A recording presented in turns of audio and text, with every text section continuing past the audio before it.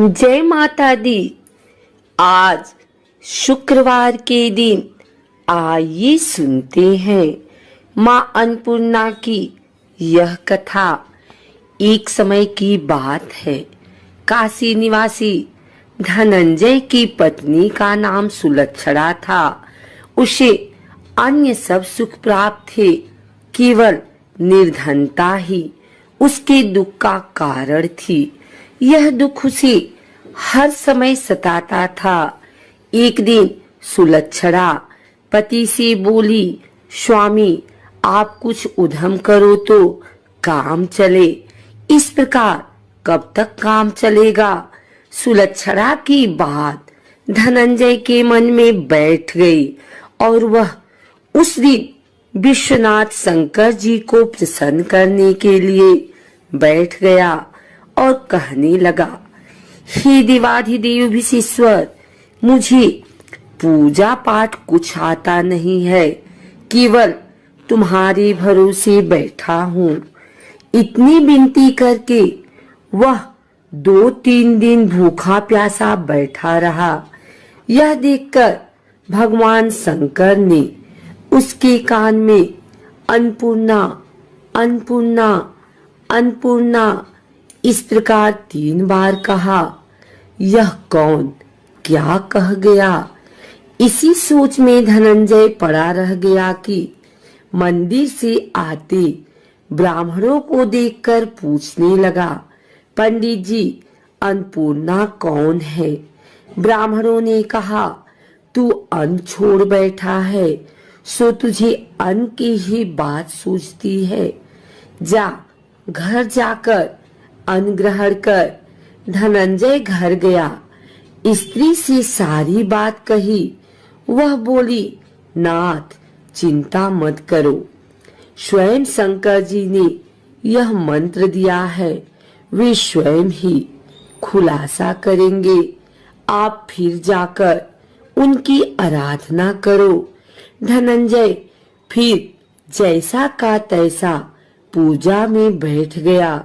रात्रि में शंकर जी ने आज्ञा दी, कहा तू पूर्व दिशा में चला जा। वह अन्नपूर्णा का नाम जपता जाता और रास्ते में फल खाता, झरनों का पानी पीता जाता। इस प्रकार कितने ही दिनों तक चलता गया। वहां उसे चांदी सी चमकती वन की शोभा देखने में आई।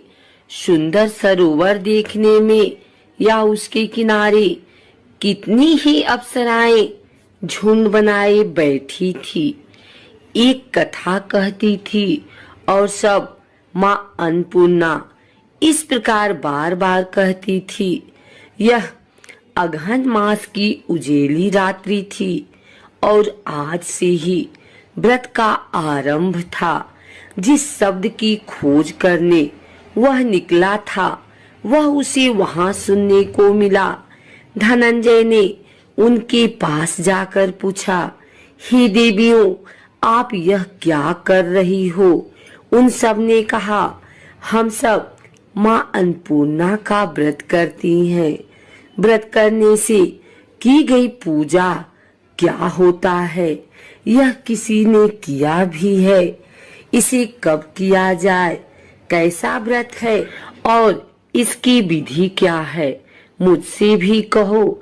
वे कहने लगी, इस व्रत को सब कोई कर सकते हैं।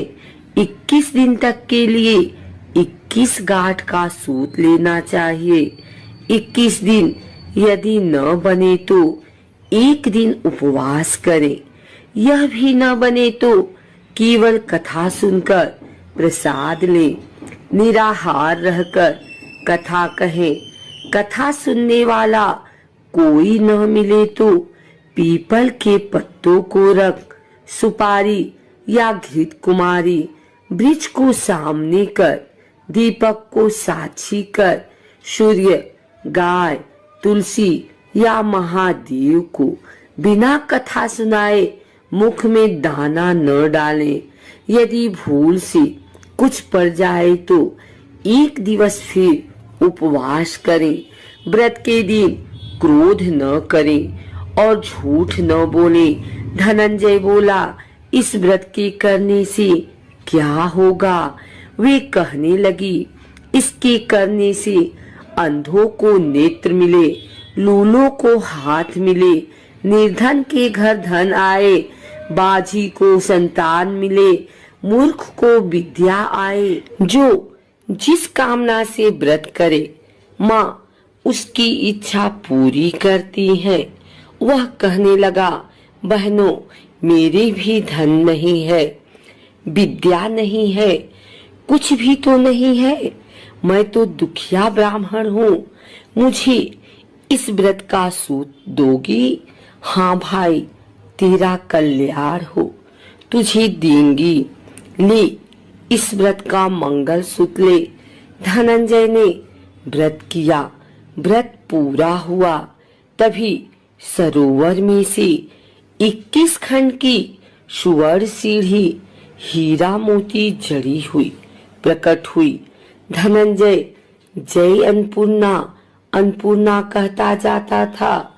इस प्रकार कितनी ही सीढ़ियां उतर गया तो क्या देखता है कि करोड़ों सूर्य से प्रकाशमान अन्नपूर्णा का मंदिर है।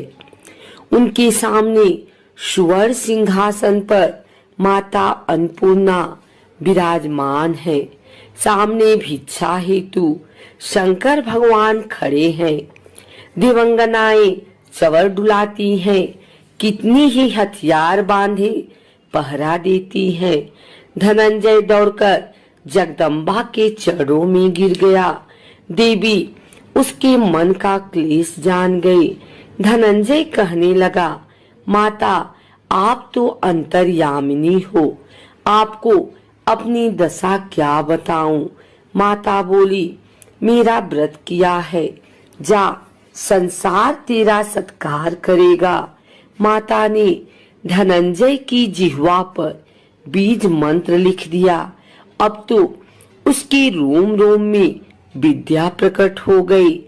इतने में क्या देखता है कि वह काशी विश्वनाथ के मंदिर में खड़ा है।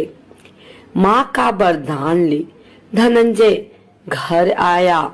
सुलक्षणा से सब बात कही। माताजी की कृपा से उसके घर में संपत्ति उमड़ने लगी।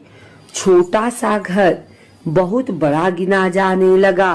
जैसे शहद के छत्ते में मक्खियां जमा होती हैं, उसी प्रकार अनेक सगे संबंधी आकर उसकी बड़ाई करने लगे। कहने लगे, इतना धन और इतना बड़ा घर, सुंदर संतान नहीं तो इस कमाई को कौन भोग करेगा? सुलक्षणा से संतान नहीं है, इसलिए तुम दूसरा विवाह करो। अनिच्छा होते हुए भी धनंजय को दूसरा विवाह करना पड़ा और सती सुलक्षणा को सौत का दुख उठाना पड़ा। इस प्रकार दिन बीतते गए। फिर अगहन मास आया। नई बंधन से बंधे पति से सुलक्षणा ने कहलाया कि हम व्रत के प्रभाव से सुखी हुए हैं, इस कारण यह व्रत छोड़ना नहीं चाहिए। यह माताजी का प्रताप है जो हम इतने संपन्न और सुखी हैं। सुलक्षणा की बात सुन धनंजय उसके यहाँ आया और व्रत में बैठ गया। नई बहू को इस व्रत की खबर नहीं थी। वह धनंजय के आने की राह देख रही थी। दिन बीतते गए और व्रत पूर्ण होने में 3 दिवस बाकी थे कि नई बहू को खबर पड़ी। उसके मन में ईर्ष्या की ज्वाला दहक रही थी। सुलक्षणा के घर आ पहुंची और उसने वहां भगदड़ मचा दी। वह धनंजय को अपने साथ ले गई। घर में धनंजय को थोड़ी देर के लिए निद्रा आ गई। इसी समय नई बहू ने उसका व्रत का सूत तोड़कर आग में फेंक दिया। अब तो माताजी का कोप जाग गया। घर में अकस्मात आग लग गई। सब कुछ जलकर खाक हो गया। सुलक्षणा जान गई और पति को फिर अपने घर ले आई। नई बहू रूठकर पिता के घर जा बैठी। पति को परमेश्वर मानने वाली सुलक्षणा बोली, नाथ घबराना नहीं, माताजी की कृपा अलौकिक है।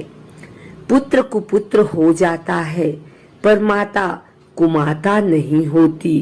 अब आप श्रद्धा और भक्ति से आराधना शुरू करो, वे जरूर हमारा कल्याण करेंगी। धनंजय फिर माता के पीछे पड़ गया।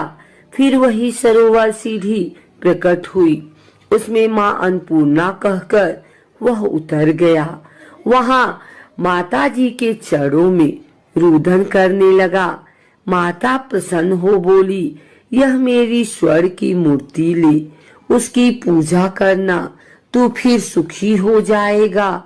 जा, तुझे मेरा आशीर्वाद है।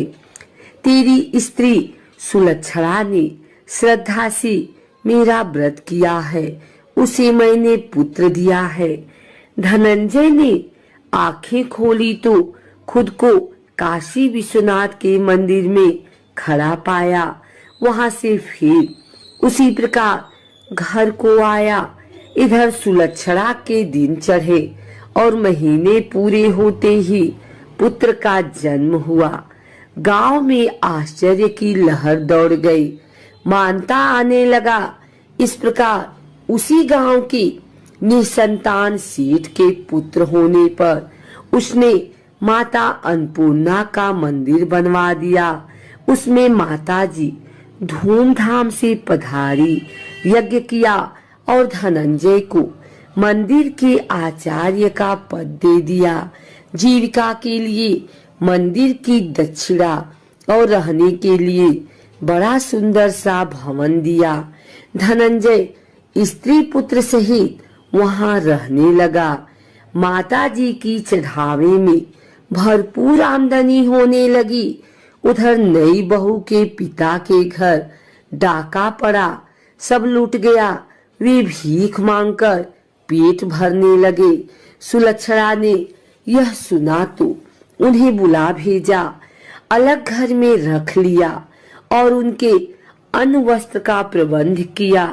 धनंजय, सुलक्षणा और उसका पुत्र माताजी की कृपा से आनंद से रहने लगे। माताजी ने जैसे इनके भंडार भरे वैसे सबके भंडार भरे।